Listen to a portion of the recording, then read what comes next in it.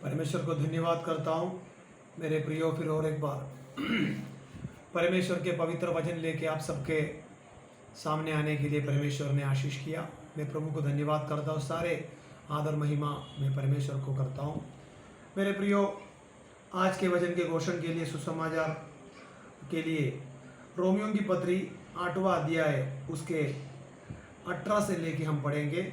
18 में इसी प्रकार लिखा गया है, क्योंकि मैं समझता हूँ कि इस समय के दुख और क्लेश उस महिमा के सामने जो हम पर प्रकट होने वाले हैं कुछ भी नहीं है। मेरे प्रियो, यहाँ पर लिखा है हमें एक बहुत बड़ी एक महिमा की जीवन मिलने वाला है। यूहन्ना की सुसमाचार में लिखा है संसार में तुम्हें क्लेश होगा। इसलिए इस संसार के जीवन क्लेश है, क्योंकि ये नाशवान शरीर में रहते हुए यहाँ पर हमारे पास पैसे होगा, दौलत होगा, शायद नहीं होगा, शायद दुख होगा, शायद बीमारी होगा, क्योंकि ये शरीर जो है गिरे हुए हमारे पूर्व पिता आदम की द्वारा जो है उनकी पाप के कारण इस शरीर है, गिरे हुए शरीर है। जब तक इस शरीर की छुटकारा नहीं मिलेगा तब तक आपको इस शरीर में रहना है। लेकिन हमारे एक बहुत बड़ी आशा है आने वाले दिन उस महिमा प्रकट हो। यहाँ पर इसलिए लिखा गया है, क्योंकि मैं समझता हूँ कि इस समय के दुख, इसलिए इस शरीर में रहते हुए, इस गिरे हुए शरीर में रहते हुए, इस नाश होने वाले शरीर में रहते हुए क्लेश, दुख और क्लेश उस महिमा के सामने, दुख और क्लेश है लेकिन उस महिमा के सामने। कौन सी महिमा? जो हम पर प्रकट होने वाले। मेरे प्रियो, हम पर आपके और मेरे जीवन में उस महिमा प्रकट होने वाले। अविनाशी शरीर हमें कोरिन्थिया की पत्री 15 में पहला कोरिन्थिया उसके 15 में लिखा गया है, नाशवान शरीर जो है अविनाशी शरीर पहनूंगा। वो जो शरीर हमें मिलने वाला है और यीशु मसीह की चेहरा हम उस दिन देखेगा। यहाँ पर लिखा है इसलिए हम उस मिलने वाली महिमा के शरीर, प्रकट होने वाले महिमा के उस जीवन, इसलिए इस संसार के ये जो कष्ट दुख है कुछ भी नहीं है। लेकिन उसके बाद यहाँ पर लिखा गया है वो जो मिलने वाली महिमा, वो जो मिलने वाले अमृत शरीर की, वो मिलने वाली महिमा की शरीर कब मिलेगा करके हम लोग यहाँ कराहते हैं। यहाँ पर सारी सृष्टि कराहते हैं।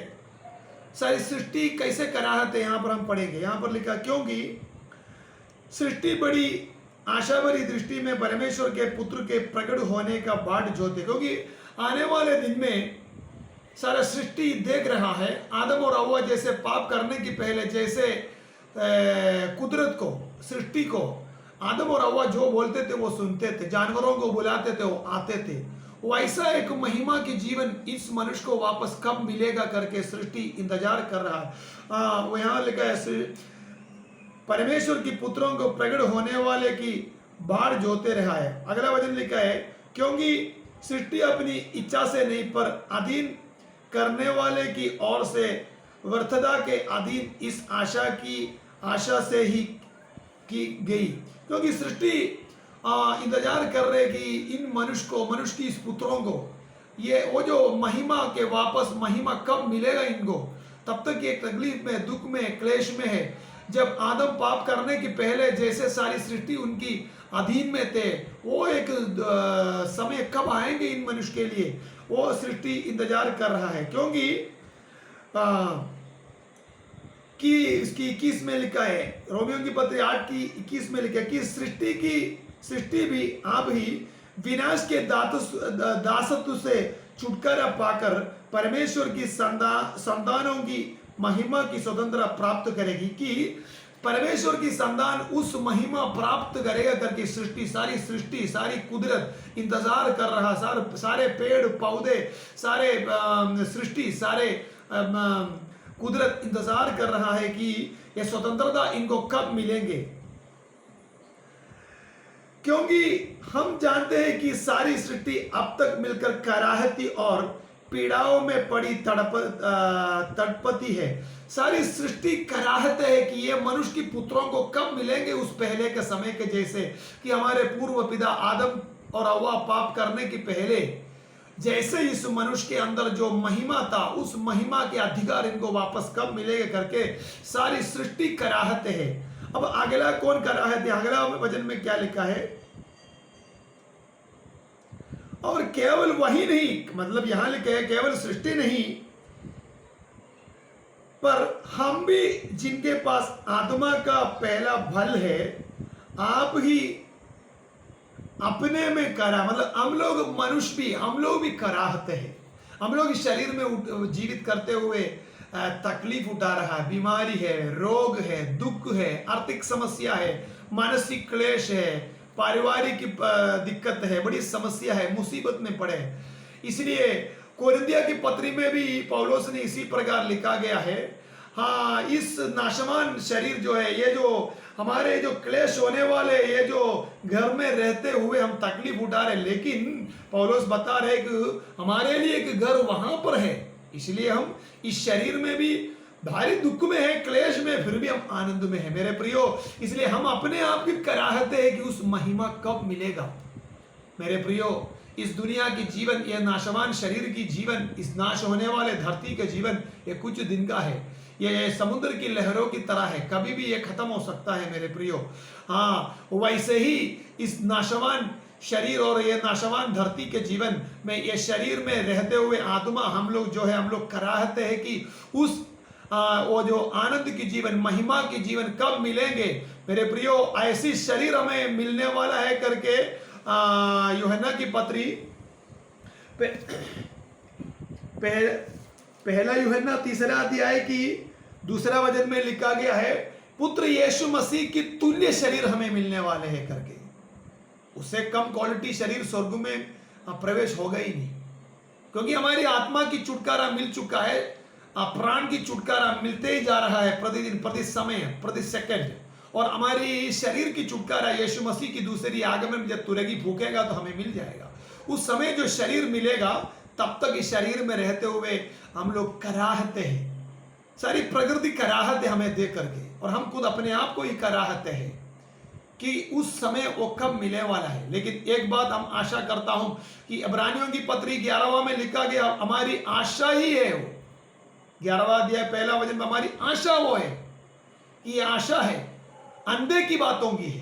वो अभी तक हमने देखा नहीं, उस यीशु मसीह की चेहरा देखेंगे, अभी तक देखे नहीं। उस अविनाशी शरीर मिलने वाला है, यीशु मसीह की तुल्य शरीर, उससे कम क्वालिटी शरीर स्वर्ग में प्रवेश होगा ही नहीं, क्योंकि कोरिन्थिया की पत्री में लिखा है, शरीर और लहू कभी स्वर्ग में प्रवेश होगा ही नहीं। बिना शरीर मांस का, बिना लहू का एक महिमा की शरीर हमें मिलने वाला है। इसलिए हम अपने आप को कराहता है। फिर हमारे लिए भी पवित्र आत्मा यहाँ विनती कर रहा है। यहाँ लिखा गया है 8वां अध्याय, रोमियो की पत्री 8वां अध्याय में यहाँ पर लिखा गया है कि उसकी 8वां अध्याय की 23 में भी इसी प्रकार वापस लिखा है, लेपालक होने की अर्थात अपनी देह की छुटकारा की बाट जोता है, क्योंकि वो जो लेपालक किए हुए उस देह, वो जो पवित्र शरीर की बाट, वो शरीर हमें मिलने वाला है मेरे प्रियो। फिर पवित्र आत्मा हमारे लिए विनती कर रहा है परमेश्वर से। उस रोमियो की पत्री 8वां अध्याय की 26 में लिखा है, इसी रीति से आत्मा भी हमारी दुर्बलता में सहायता करता है। पवित्र आत्मा हमारी दुर्बलता में सहायता करता है, क्योंकि हम लोग इस शरीर में, नाशवान शरीर में रहते हुए कमजोर लोग हैं, क्योंकि हम नहीं जानते हैं कि प्रार्थना किसी रीति से करना चाहिए। हम इस शरीर में रहते हुए संसार की चीजों के लिए प्रार्थना करता है। बहुत सारे प्रोफेटिक भी आपको मिलते हैं, ये भविष्यद्वक्ताओं की संसार की वस्तुओं के लिए आपको प्रलोभन, आपको नाश की रास्ता में वो लोग लेकर चलते हैं, क्योंकि उनको पैसे से मतलब है, उनको दौलत से मतलब है। फिलिपियों की पत्री 2 अध्याय में लिखा गया है इनके बारे में, इनके ईश्वर जो है पेड़ है, ये पेड़ के लिए काम करता है, आपको गलत रास्ते पर ले चलता है। इसी प्रकार की झूठे भविष्यद्वक्ताओं के बात पर मेरे प्रिय हमें नहीं जाना है, क्योंकि यहाँ पर स्पष्ट लिखा गया है कि उसके रोमियो की पत्री 8वां अध्याय के 26 में, क्योंकि हम नहीं जानते हैं कि प्रार्थना किसी रीति से करना चाहिए, परंतु आत्मा ही ऐसी आहे भर भर जो वयान से बाहर है हमारे लिए विनती करता है। क्योंकि हम इस संसार की वस्तुओं के लिए प्रार्थना में, वो दे दो हमें, ये दे दो हमें, दौलत दे दो, हमारे बच्चों की भविष्य को बनाओ, ये सब प्रार्थना में इसकी जरूरत है, ऐसा ना नहीं बोलता, करिए, लेकिन इसी के पीछे हमको नहीं पड़ना है। क्योंकि इस संसार की, यीशु मसीह ने खुद अपने आप को ही मत्ती सुसमाचार में कहते, यहाँ तुम्हारी दौलत इकट्ठा करो, यहाँ चोर और जहाँ जो चोर ना आगे उस जगह पर तुम्हारे दौलत इकट्ठा किया करो। इस संसार की दौलत नाश होने वाला है। हालेलुया। इसलिए मेरे प्रियो, पवित्र आत्मा हम लोगों के लिए विनती करते हैं, क्योंकि इस नाशवान शरीर में रहते हुए, कमजोर शरीर में रहते हुए, संसार की अभिलाषाओं में खींच करके हम लोग प्रार्थना करते हैं संसार की, शरीर की इच्छाओं के लिए। यूहन्ना की पत्री में लिखा है, संसार की अभिलाषा, आंखों की अभिलाषा, जीविका की घमंडी हो मेरे पिता की ओर से नहीं है, वो संसार की ओर से मेरे प्रियो। इसलिए हमारे इस गलत प्रार्थना को सुन करके पवित्र आत्मा पिता परमेश्वर से कहता है कि भर भर के कहता है कि इन्हें मत दिया करो, क्योंकि ये चाहता है, एक पिता से अगर बेटा अब बोलता है कि पापा मुझे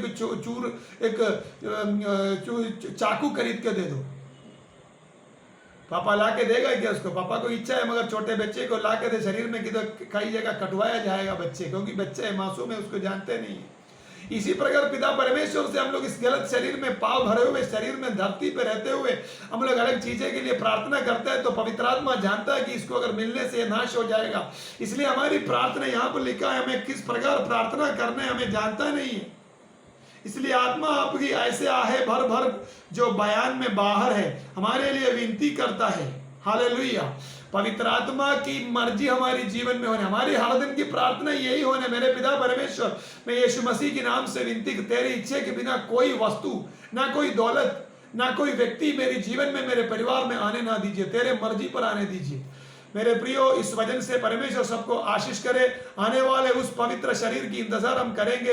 यीशु मसीह की आने की, दूसरी आगमन की तुरंगी फूकेगा तो उस महिमा की, यीशु मसीह की तुल्य शरीर हमें मिलेगा। हम इंतजार करेंगे। आशा की वस्तुएं है, इस संसार के जीवन नहीं है, आने वाले दिन की आशा की वस्तु हमारी जीवन है। सबको परमेश्वर आशीष करे। Praise the Lord. जय मसीह की।